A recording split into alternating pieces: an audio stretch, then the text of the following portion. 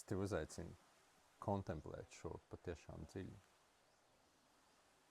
Nevis nepatīkama pieredze rada ciešanas, nedz arī pretestība nepatīkamai pieredzē rada ciešanas, bet gan pretestība nepatīkamai pieredzei ir ciešanas.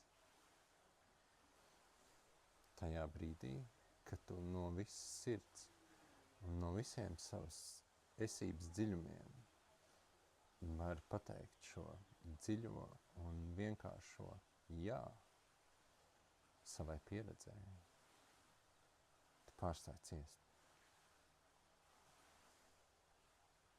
Tu esi brīvs.